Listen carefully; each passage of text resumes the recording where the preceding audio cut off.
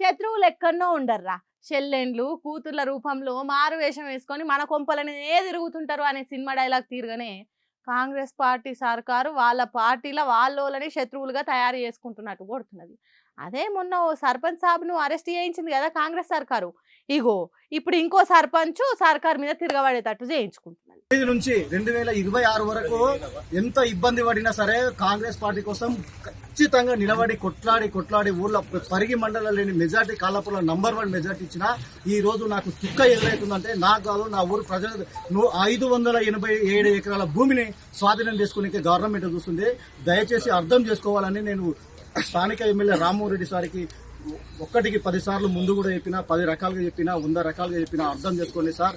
నా ఊరు ప్రజలు రోడ్డు మీదకి రానియకండి. రోడ్డు మీదకి వస్తే వ్యవహారం మీకు మంచిగా ఉండదు, మాకు మంచిగా ఉండదు. మీకు మంచిది కాదు, మాకు మంచిది కాదనే కాడికి వచ్చింది అంటే ఏదో పెద్ద కీడే చేస్తున్నది ఈ సర్పంచ్ సాబుకు సర్కారు అని ఆలోచిస్తున్నారా? ఈ సర్పంచ్ సాబు ఊర్లుండే భూములు గుంజుకునే కథ చేస్తున్నదట.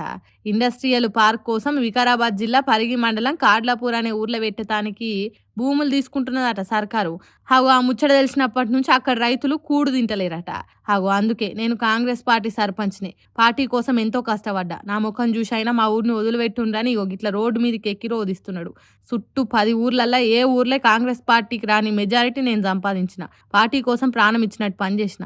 ఎంతో కష్టపడ్డాం మేమంతా. మా కాళ్ళ కింది భూమిని గుంజుకొని మమ్మల్ని ఆగం చేయకుండ్రి. కాంగ్రెస్ పార్టీ మీద కాంగ్రెస్ సర్పంచ్ తిరుగుబాటు చేసేటట్టు చేయకుండ్రి. ఆ ఇండస్ట్రియల్ పార్కుని ఎక్కడికన్నా మార్చుండ్రి.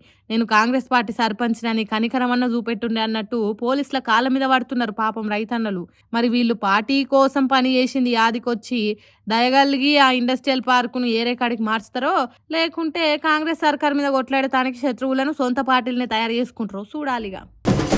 క్యూ పద్ధతి పాటించండి, లైన్లు కట్టండి అని ఈలు నేర్పినప్పటి నుంచి పంతులు చెప్పిండ్రు.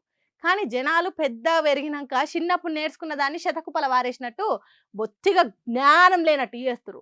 సోషల్ రెస్పాన్సిబిలిటీ లేకుండా పోతున్నది. శిశి ఏం మనుషులమ్మా అని మీరు కూడా తిడతారు ఈ ముచ్చట చూస్తే.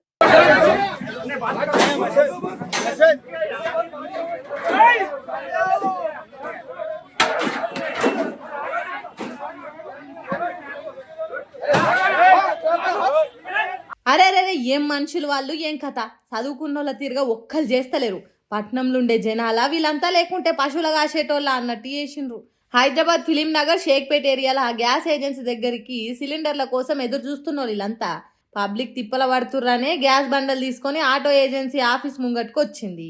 ఇంకేమున్నది, గద్దలు గబ్బిలాలు ఎగబడ్డట్టు ఆటో మీద దాడి చేసినట్టు చేతికి అందిన సిలిండర్లు ఎత్తుకొని పోతూనే ఉన్నారు. గ్యాస్ బండ్ ఇచ్చేదానికి ఓ పద్ధతి పాడు ఉంటుందనే కనీస తెలివి లేకుంటే చేసిండ్రు.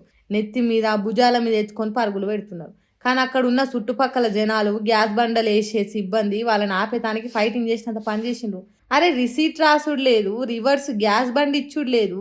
ఎవరి ఇష్టం వచ్చినట్టు వాళ్ళు చేసుకుంటా పోతే ఈ దేశం ఎంత ఆగం కావాలి ఏం కథ. ఇప్పుడేదో కొంపలాంటకపోయినట్టు చిందరవందర చేసిండ్రు. గిసోన్ టోల్ చేయబట్టే కడమ పబ్లిక్ భయపడుతురు. మనం ఎక్కడ వెనక పడతామో అని కడమోళ్ళు కూడా గ్యాస్ బండల కోసం ఎగబడుతురు. గోదాముల మీద దాడులు చేస్తురు. ఆఖరికి పరిస్థితి చేయి దాటిపోయి దేశమే ఆగమయ్యే కథ అవుతుంది. అందుకే చిన్నప్పుడు ఏదానికైనా క్యూ పద్ధతి పాటించాలి అని చెప్పిండ్రు. లేకుంటే తొక్కిస్లాటలు తోపులాటలు జరిగి జనం జీవిడిచే కథ అవుతుంది కదా. అంతే కదా, ఇగో గిట్లనే అవుతుంది.